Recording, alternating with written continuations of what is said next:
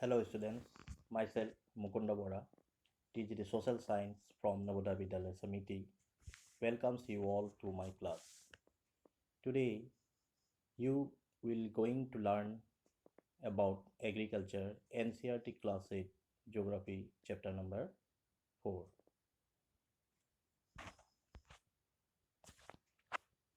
First of all, we are going to see about the activities of the people.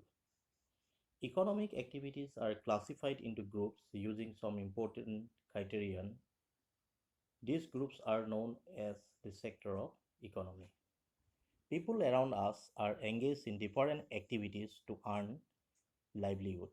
Some may be producing goods while others may be delivering services. I think many of you saw farmers tilling land, growing different crops in your locality. As dear students, you might have purchased biscuits from the market. Do you know these biscuits are transformed from a plant to a finished product, and this product which you have been purchased that involves three different types of activities that are primary, secondary and tertiary. So when we are going to classify the economic activities, at that time you have to remember three economic activities are primary activities or primary sector, secondary activities or the secondary sector, and third one is the tertiary sector or tertiary activities. First, the primary sector.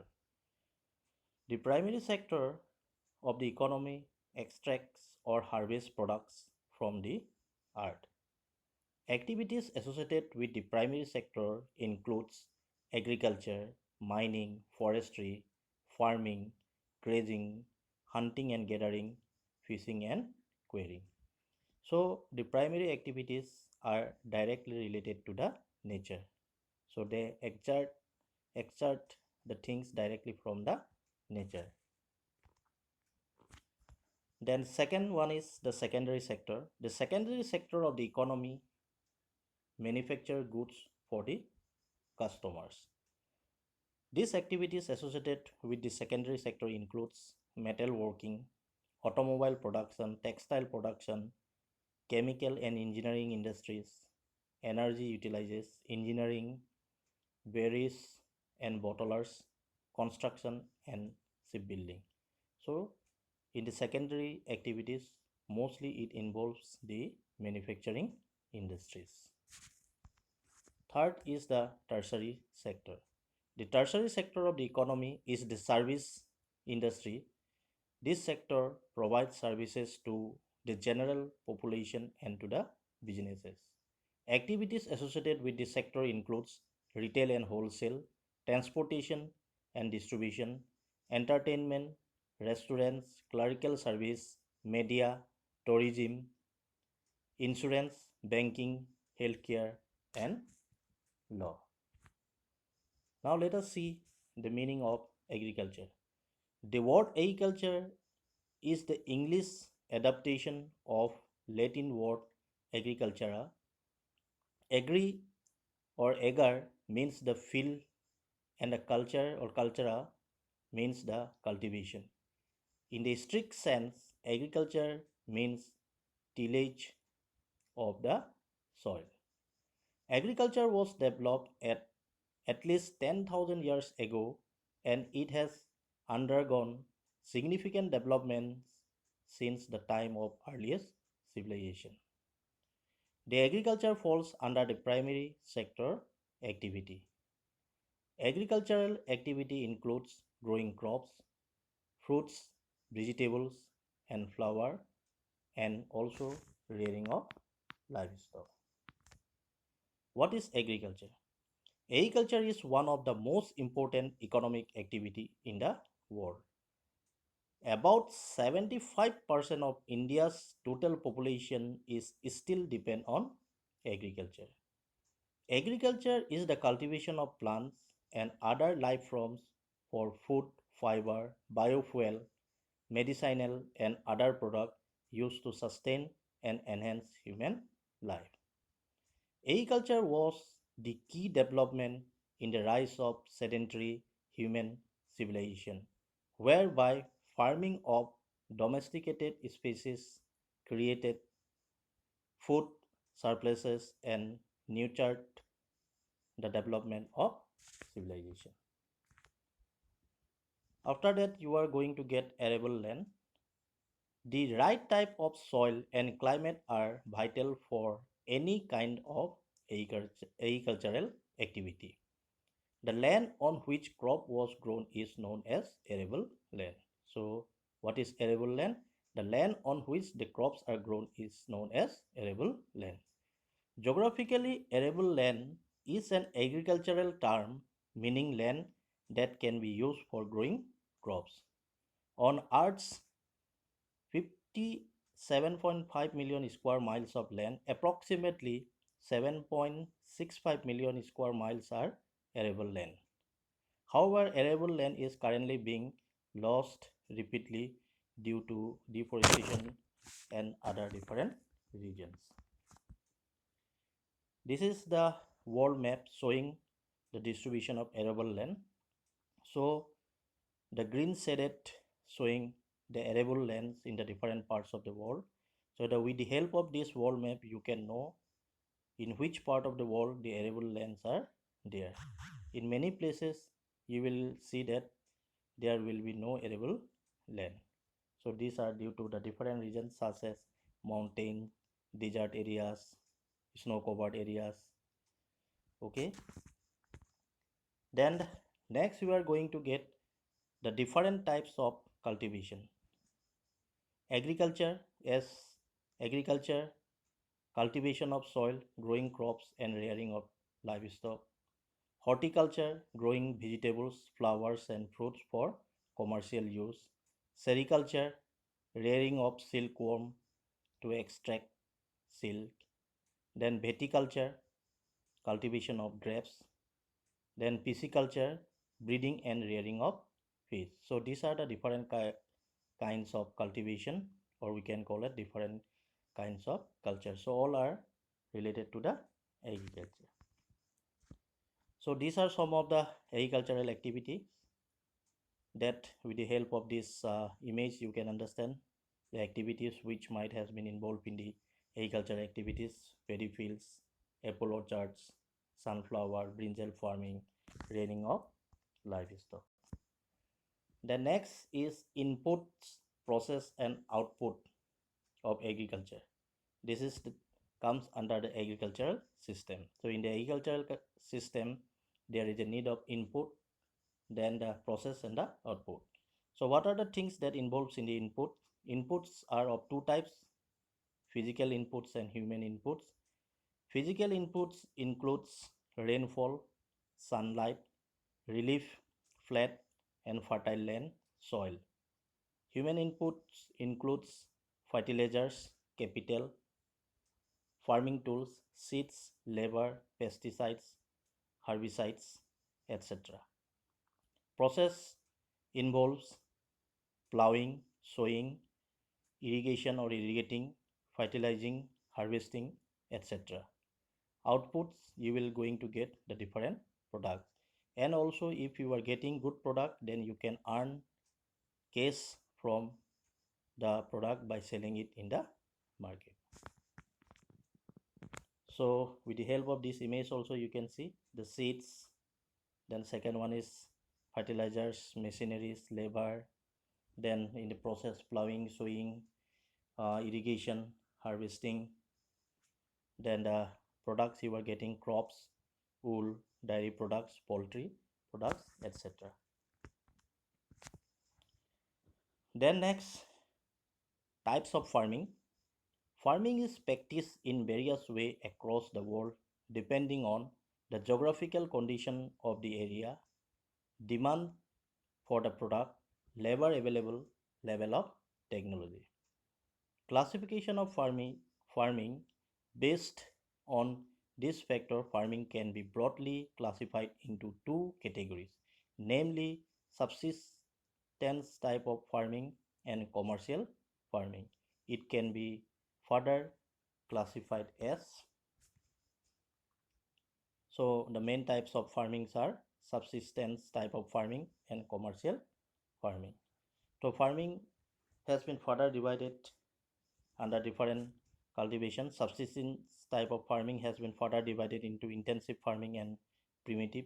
Again, primitive has been further divided into shifting cultivation and nomadic. Commercial farming has been divided into commercial grain farming, commercial mixed farming, plantation agriculture. So first, the subsistence farming. Subsistence farming is practiced to meet the needs of the farmer's family. Low level of technology and household labor are used to produce a small output. Subsistence farming can be further divided into intensive subsistence farming and primitive subsistence farming. So this is the image of the subsistence type of farming. Intensive farming, intensive subsistence type of farming. So farmers cultivates a small plot of land using simple tools and more labor. More than one crop is grown annually on the same plot as the climate is favorable and the soil is fertile. Rice is the main crop. Other crops includes wheat, maize, pulses and oilseed. Intensive subsistence agriculture is prevalent in the thickly populated areas of the monsoon region of South, Southeast and East Asia. Primitive subsistence farming includes shifting cultivation and nomadic herding. So first, the shifting cultivation. Shifting cultivation is practiced in thickly forested areas of Amazon basin, tropical Africa, parts of Southeast Asia and Northeast India. It receives heavy rainfall and this helps in the quick regeneration of vegetation. How shifting cultivation is done? A plot of land is cleared by felling the tree and burn them. The ashes are then mixed with the soil and crops growing like maize, yam, potatoes, and cassavas are grown. After the soil loses its fertility, the land is abandoned and the cultivators move to a new plot. Shifting cultivation is known as slash and burn agriculture. Shifting cultivation usually starts with cutting trees and a fire which clears a spot for crop production. In these cases, shifting cultivation is a cycle where farmers come back to the original place after a couple of years. So this is the image of shifting cultivation. Many of you might have been seen this type of cultivations that are been doing in the hilly areas of northeast and the other parts of India. Okay, so first intake the forest, then slash and burn, then the soil is mixed with this ashes and makes the fertility of the soil. Then they will be do farming, but after that again the soil will become infertile, and after that they will be left the land fallow for some years to regenerate the fertility of the soil. After then they will be again come back to that area. So it is just like an cycle or rotation from one place to another place. So they will be shifting from one place to another. The different names of the shifting cultivation in the different parts of the world. So shifting cultivation is known as ladang in Indonesia, chining in Philippines, milpa in Central America and Mexico, re in Vietnam, tuenga in Myanmar, tamrai in Thailand, china in Sri Lanka, conuco in Venezuela, roca in Brazil, masole in Central Africa, and in India it is commonly known by various local names and most commonly among these is the Jute cultivation. So in the northeast India, Assam, and other parts, it has been popularly known as Jute cultivation. The next is nomadic herdings. Nomadic herdings is practiced in the semi-arid and arid, that is dry, regions of Sahara, Central Asia, and some parts of India like Rajasthan and Jammu and Kashmir. In nomadic farming, herdsmen move from place to place with their animals for fodder and water along a definite route. The nomads move from place to place due to restraints of the climate and land. Sheep, camel, yak, and goat are most commonly reared by the nomads. These animals provide milk, meal, meat, wool, hides, and other products to the herders and their family. So these are the images of rearing of sheep, yak.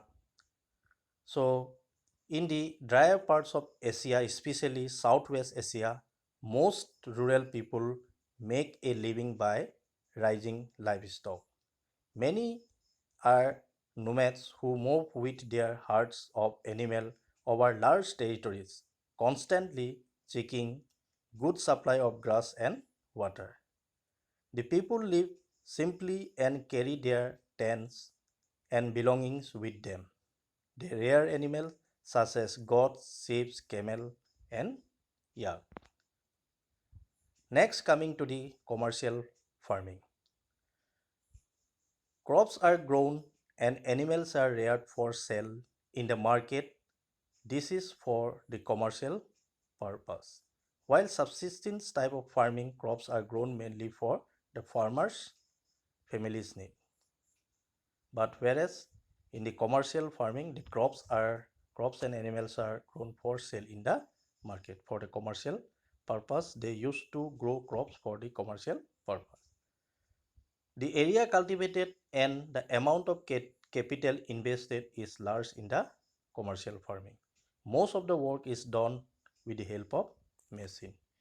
So the commercial farming involves the commercial grain farming, commercial mixed farming, and plantation agriculture. First, the commercial grain farming. In this, crops are growing for commercial purpose. Wheat and maize are common commercially grown grains. It is mostly practiced in the temperate grasslands of North America, Europe, and Asia. These areas are sparsely populated with large farms spreading over hundreds of hectares. Serves winters restrict the growing seasons and only a single crop is grown. This distinctive type of agriculture is known as commercial grain farming, was developed in United States of America. It is a type of agriculture that is largely dependent on mechanization. It started with the invention of farms machineries in the early 20th century. The use of machines allows farmers to cultivate grains on a large scale. Second is mixed farming. In mixed farming, the land is used for growing foods and fodder, crops, and rearing livestock. It is practiced in Europe, Eastern USA, Argentina, Southeast Australia, New Zealand, and South Africa. Mixed farming is the combining of two independent agricultural enterprises on the same farm. A typical case of mixed farming is the combination of crops enterprise with dairy farming, that is crop cultivation with livestock farming. Mixed farming may be treated as a special case of diversified farming. This particular combination of enterprise support each other and add to the farmer's profitability. The cropping system comprises of one or more crops.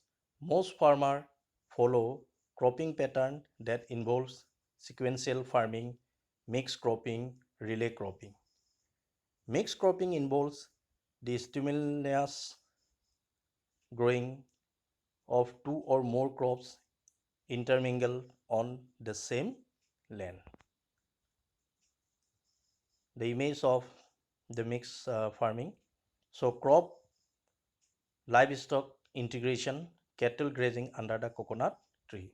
Mixed farming, that is petroleum and the maize are growing together. So the advantage of mixed cropping: greater stability of wild over different season, better use of growth resources, better control of weeds, pests and diseases. One crop may be provide physical support to the another one.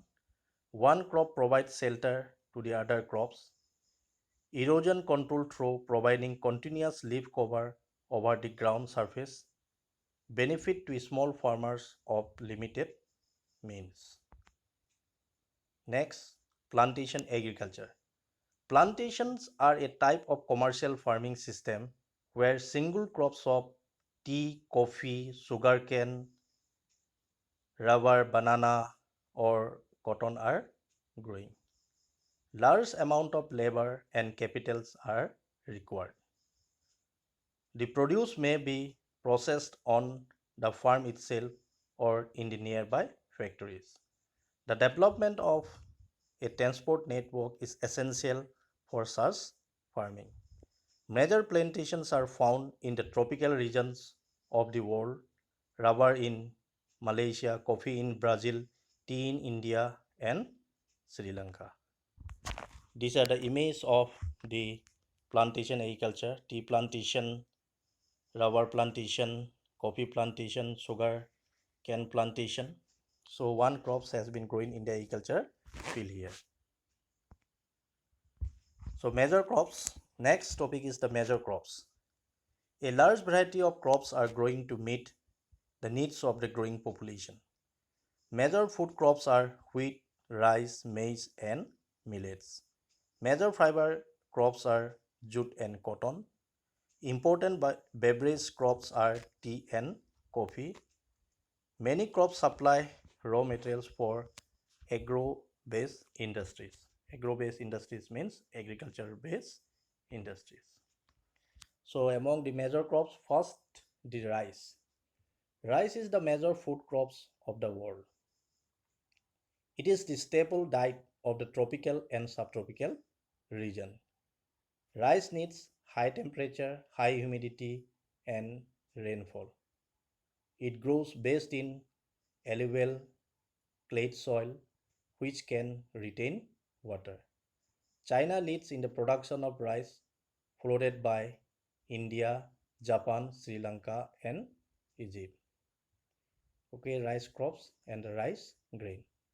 So while you are going to see the crops, so here you have to remember where the crops are growing, then the geographical conditions, the temperature, rainfall, then what type of soil. So while you are going to study about each of the crops, you have to remember the geographical condition of each crops. The next is the wheat. Wheat requires moderate temperature and rainfall during the growing season and bright sunshine at the time of harvest. It thrives best in well-drained loamy soil. Wheat is grown extensively in USA, Canada, Argentina, Russia, Ukraine, Australia and India. In India, it is grown in winter. So image of wheat crops and wheat grain. Then millets. Millets are known as coarse grain and can be grown on less fertile and sandy soils. It is a hardy crop that needs low rainfall and high to moderate temperature and adequate rainfall. Jawar, bajra and ragi are grown in India, Nigeria and ragi. So millets include such as jawar, bajra and ragi. So these are some of the image of the millets. It has been popularly known as coarse grain. Then next is maize. Maize requires moderate temperature, rainfall, and lots of sunshine. It needs well-drained fertile soil. Maize is grown in North America, Brazil, China, Russia, Canada, India, and Mexico. The image of maize plant and maize grain. Maize is also popularly known as corn also. Then next is cotton. Cotton requires high temperature, light rainfall, and 210 frost-free days and bright sunshine for its growth. It grows based on black and alluvial soil. It is the black soil, as you know, the black soil is also known as the cotton soil. China, USA, India, Pakistan, Brazil, and Egypt are the leading producer of cotton, and it is one of the main raw material for the cotton textile industry. Then next is jute. Jute is also known as the golden fiber because of its color. It grows well on alluvial soil and requires high temperature, heavy rainfall, and humid climate. This crop is grown in tropical areas. India and Bangladesh are the leading producer of jute. Then next is coffee. Coffee requires warm and wet climate and well-drained loamy soil. Hill slopes are more suitable for growth of these crops. Brazil is the leading producer, followed by Colombia and India. So the leading producer of coffee is Brazil. So coffee berries, then coffee seeds are there. Then next is the tea. Tea is a beverage crop grown on plantation. This requires cool climate and well distributed high rainfall throughout the year for the growth of its tender leaf. It needs well-drained loamy soils and gentle slope.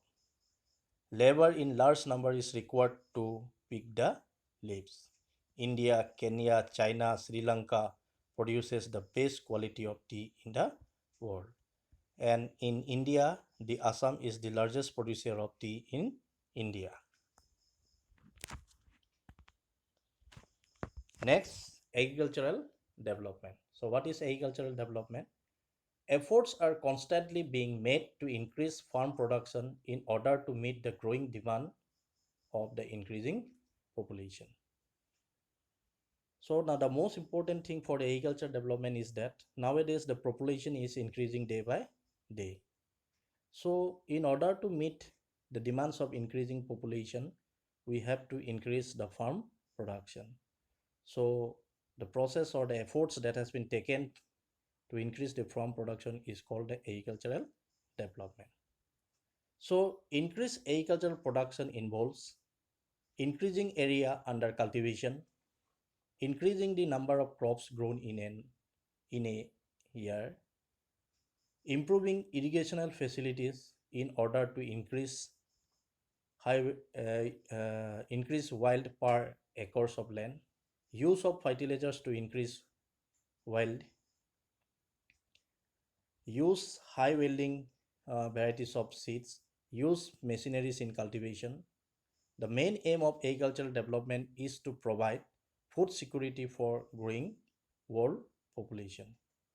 Agriculture has developed world over. The development varies from place to place. So in order to develop the agriculture development in our country, the Green Revolution was started in the year 1960s.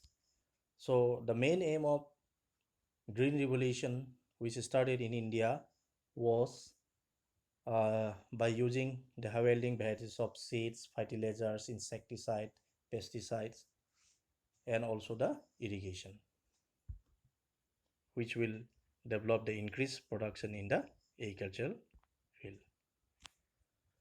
Farming in India. So this is an image of the farming in India. Then second image showing the farming in USA or the farms in USA. Okay, next we are going to see the difference between the agricultural practice in India and agricultural practice in USA. So first, the size of the farm is very small in India, whereas its average hectare that will be 1.5 hectares per person. Okay, and in USA the size of farming is very large, about 250 to 500 hectares. Second, land is intensively cultivated. Double and multiple cropping is very common. Wheat, rice, pulses, etc. are the main crops. Whereas in USA, extensive type of farming is practiced, where yield per acre is low, but the yield per worker is high. Then third point, all family members help in various agricultural activities. Production is for self uses and hardly there is any surplus. Whereas in USA, most of the work is done by machine, manual labor is scarce and therefore it is expensive. Fourth point, use of traditional methods of farming and use of machine is limited. But whereas in USA, modern irrigation facilities are used. Then next point, Green Revolution, use of high yielding varieties seeds due to which agricultural production has increased manifold. In the USA, animals are reared on dairy farm, mixed farming is common, fodder crops are grown to feed the animals. Farmers keep domestic animals like buffaloes, hen, etc. for milk, eggs, etc. Farmers do not have transport or storage facility, thus sell their product in the local market at low price. But whereas in USA, highly scientific method of agriculture are used.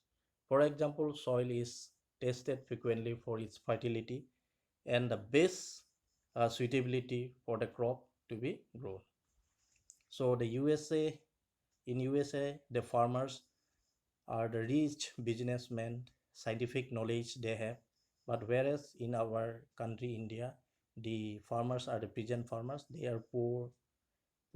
They have lack of knowledge in doing agriculture.